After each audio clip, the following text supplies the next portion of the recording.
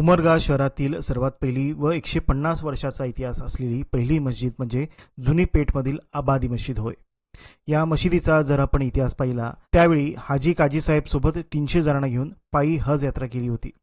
त्यानंतर त्यांना अशी जाणीव झाली की उमरगा शहरात एक प्रार्थना स्थळ असावं. मग त्या अनुषंगाने त्यांनी स्वखर्चाने मशिदीची निर्मिती करायला घेतली. मशिदीची निर्मिती करत असताना पाण्याची गरज दररोज लागते. त्या अनुषंगाने त्यांनी एक विहीर खोदली व त्या विहिरीला दगडी बांधकाम केलं. मशिदीचे बांधकाम दगड व चुन्यामध्ये केलेले आहे. 1993च्या भूकंपात मशिदीला कोणताही धक्का लागला नव्हता. 150 वर्षानंतर ही मशीद पूर्वी जशी होती त्याच अवस्थेत आज पण आहे. मागील 150 वर्षापासून मशिदीमध्ये दररोज नमाज पठण केले जाते. रमजान ईदच्या पार्श्वभूमीवर मशिदीला आकर्षक अशी विद्युत रोषणाई करण्यात आलेली आहे. ही उमरगा शहरातली सर्वात जुनी मशीद आहे. या मशिदीला जवळपास 150 वर्षांचा इतिहास आहे.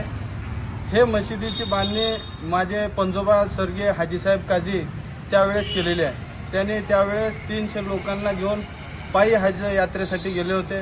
पायी हज यात्रा करून आल्यानंतर इथं नमाज पठणासाठी म्हणून त्यांनी ही मशीद स्वखर्चाने बांधली आणि त्यावेळेस लोकांना वजूचं पाणी लागतं त्या हिशोबाने त्यावेळेस आडसुद्धा बांधलेली आहे. ते मशिदीसाठी इथं जवळ आड पण आहे. हे उमरगा शहरातली सर्वात जुनी मशीद आहे.